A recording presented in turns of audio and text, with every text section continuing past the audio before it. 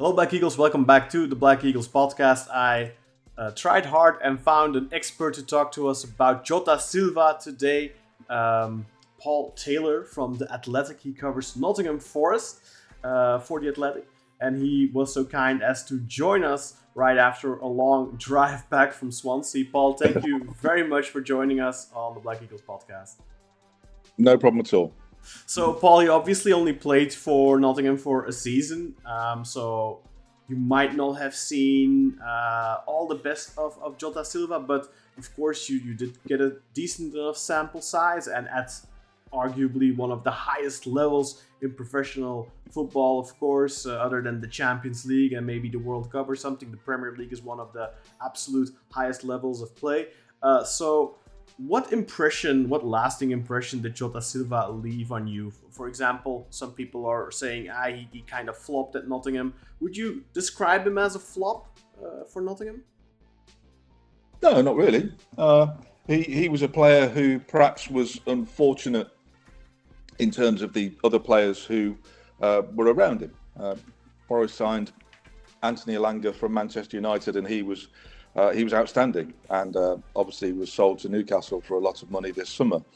They signed Callum Hudson-Odoi, a former England international, who they got for a bargain fee from Chelsea, who also over the last couple of seasons has ended up being outstanding. So Jota, he and Ramon Sosa, a Paraguayan winger, were both signed sort of as backup and competition for those two. And in the case of Jota, he probably had more success than Sosa. He made, I think, 32 appearances, something of that mark in the Premier League. I think 27 of those were off the bench, but he was still somebody that Nuno Espirito Santo, the Forest manager, until recently, relied upon. He trusted him. He knew that he would do a job and bring energy and work rate and a positive attitude when he needed him off the substitute bench. He even used him as a right back from time to time, as a right wing back.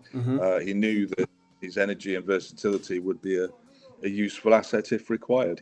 Frankly, he wasn't as good as Elanga or Hudson-Odoi, but that doesn't mean he wasn't. That doesn't mean he was a flop. I think it just means he wasn't quite at the same level as some of Forest's better players, and he's found himself further down the pecking order again this summer with the arrival of players like Delane Bakwa and Dan Ndoye. You know, Forest have signed good wingers again to add to the arsenal they've got, and I think Jota, had he stuck around at Forest, would have found himself even further down the pecking order. Yeah, and of course Nottingham have been renowned for their recruitment. In the last few seasons, they've been very aggressively pursuing new recruits, and I think they've signed over in the previous 2 seasons. I think they signed something around 60 players or something, if that's correct. A lot of players coming in and out the club. But are you surprised by his quick departure? He only played there for a season, and Forest fans online seem to be disappointed perhaps in seeing him leave. Are you getting that sense from people around you as well, that they're surprised by his departure? Not necessarily surprised. I think there are people. He was a little bit of a divisive figure, I think, amongst Forest fans. There are some who, like me, appreciated his honesty, his work rate, and his attitude and application. And there were others who perhaps judged him more harshly, alongside the likes of Elanga and Hudson-Odoi, who frankly probably did produce more. They were absolutely integral figures to the side. And with complete respect to Jota, despite his positive attitude and the fact he was a trusted figure, he didn't contribute as much. Maybe you could argue that was because of a lack of opportunity at times, but I don't think that people were surprised that he left. I know from talking to people who were close to Jota, or who are close to Jota, that he earlier this summer was very keen to stay at Forest and try and prove himself and earn more opportunity. He was somebody who he's had to show a fighting spirit through his career. He broke his leg very early on, very seriously, and had to sort of claw his way back from that and prove himself all over again. And he was a late starter as well. He didn't come into professional football until he was in his early 20s, and his rise has been pretty swift and pretty respectable, to be fair. to get to this point, to get to the point Yeah. where he was signed by a Premier League club. So I think his attitude was always that he wanted to fight for his place at Forest. He's fought all his career for an opportunity. That's not to say he wasn't keen on the move this summer that eventually materialised, and I'm sure his attitude will be that he'll want to prove himself in Turkey. And I'm pretty sure he'll arrive with the same attitude there, that he wants to show what he can do and prove himself. But yeah, I don't think there was any surprise. I think there's probably a level of disappointment from Jota that he didn't get the chance to prove himself more. But I'm sure his attitude now will be that he wants to prove himself elsewhere. And of course, he had a fantastic season at Vitória de Guimarães the season prior, with 15 goals and 5 assists there, so 20 goal contributions in 42 appearances. Do you think if he would have gotten a run of games at Forest in the Premier League with more starts, perhaps, that he could have been more productive in totally at 37 appearances, 4 goals and 2 assists, only 6 goal contributions? Do you think he's the type of player that even in the Premier League could have been more decisive if he would have been given more playing time? I think he was equipped with the attributes to do well, and even in his limited opportunities, the goals he scored were pretty good. He always had endeavour and always wanted to try to make things happen. I don't want to repeat myself too much, but I genuinely think his lack of impact at Forest was less to do with him and more to do with the impact made by other players. Had circumstances been different, and had he been here at a different time when he wasn't competing with the likes of Elanga and Hudson-Odoi, maybe things would have been different for him. We'll never know. But in short, to answer your question, if he'd had more opportunities, would he have shone more? Maybe he would. But I say that without suggesting he would ever have reached the level of Elanga or Hudson-Odoi. He's a good player. He's good enough to play in the Premier League, and I'm sure he'll be a good asset for you guys as well.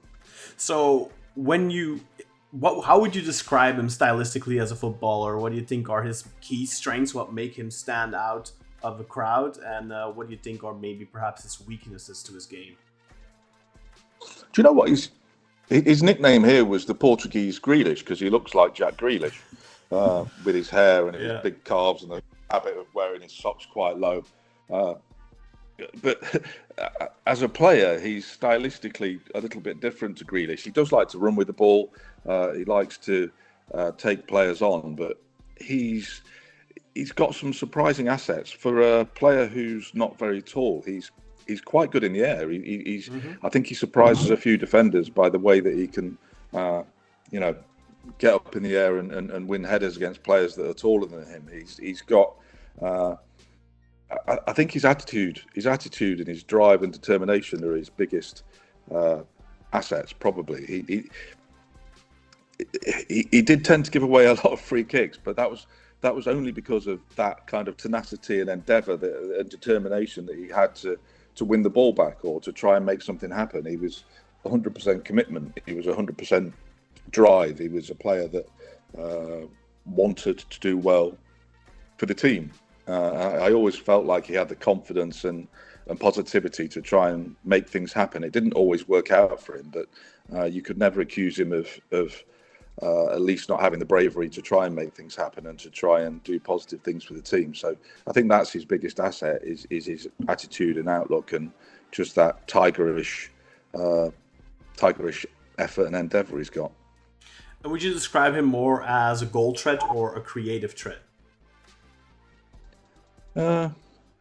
He wasn't the kind of player that you would see pinging a 40-yard pass to somebody and sending them through on goal. He wasn't that kind of player. He was somebody who was always working hard to get into good areas, who was working hard to perhaps get on the end of other passes from other players and get himself into positions where he could deliver a cross or make something happen that way. He wasn't the most flair player in the Forest side. I was trying to think of a kind way of putting it without making it sound like a criticism. It's not.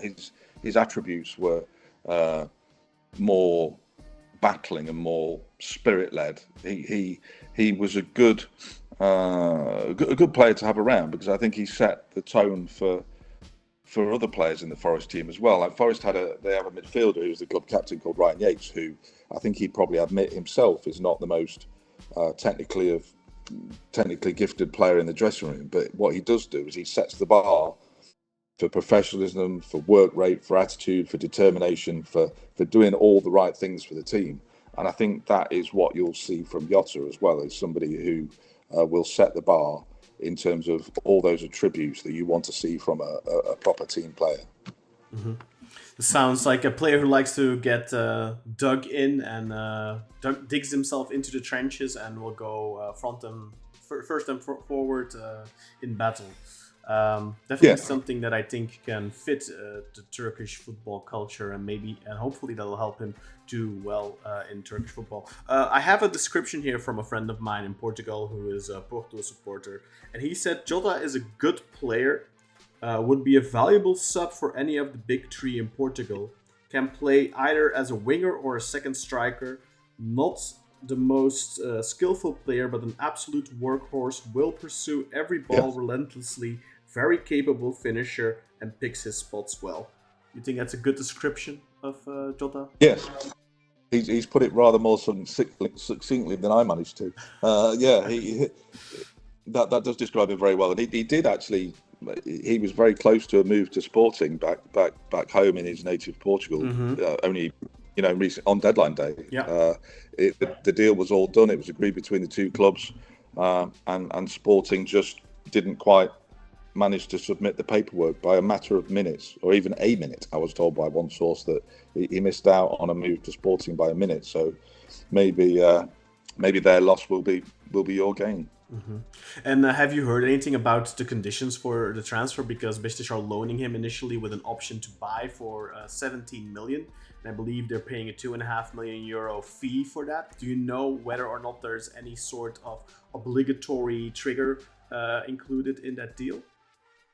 I don't believe there is an obligation, no. I think it's an option rather than an obligation, which is perhaps not what Forest would have wanted, because I think they were pursuing something more concrete with Sporting, but once obviously that deal died, they had to go down a different path. So I think it is an option rather than an obligation, but hopefully his move will work out and be a positive one, and he'll do enough to persuade you guys to sign him and give him a fresh start in a new country, because he probably deserves it. I don't think he would have effectively got himself into a position where he would have been a first team regular at Forest. So hopefully he can do that. He can do that at his new club. Yeah, hopefully, fingers crossed. And then finally, I have one more question, if you don't mind, Paul. Sure. So Beşiktaş recruited him predominantly as a left winger, because that's what the biggest hole in the squad was. But we've seen that he has mainly been playing as a right winger in the last couple of years of his career. Has he frequently enough played as a left winger for Forest? And do you think he is equally capable of playing on either wing? I think he is capable, yeah. In this modern world where a left winger no longer has to be predominantly left-footed, and it can be right-footed and put inside onto their right foot. It's what Callum Hudson-Odoi's made a career out of at Forest. He's properly thrived playing on the left side and cutting in onto his right foot and scoring with curling shots inside the far post. I don't see why Jota can't thrive in that same role. I would say he hasn't played there a lot for Forest. From what I can remember, he's more often played on the right, or he's quite often come on and played in that number 10 role as a second striker, or, like I said, even as a wing back. So I haven't seen him play very often on the left, but I wouldn't say that means he can't do it. I think he's probably a versatile performer and somebody that could slot into that role quite comfortably. Yeah, and I think in his career stats, he has around 58 games on the right wing and 39 on the left. So hopefully he'll be able to adjust quickly to playing on our left side. Paul, thank you very much for your time and your insights on I was gonna say Hudson-Odoi there, on Jota Silva. We were actually linked with Hudson-Odoi as well, but that was a little unrealistic, I think. But thank you, Paul, for your time, and I wish you all the best, of course. Go check out Paul on Twitter. What's your handle again, Paul, on Twitter? It's quite. I picked it badly when I first started on this. It's Nottingham Tales, so it's NOTTM for mother, TAILS. Tales. Okay, tales like in stories. Okay. So go and check that out, Paul. Thanks a lot, and thank you, of course, for watching this episode of the Black Eagles podcast on our new signing, Jota Silva. Let us know in the comments or in the WhatsApp group chat what you think of this signing and what you think of our video on him today. Thank you very much. Don't forget to check out our Patreon on patreon.com/Beşiktaş or hit the join button on YouTube. And finally, hit that like button, subscribe, and that bell notification so you can be notified of any future videos and live streams. We are live each week. Bye-bye.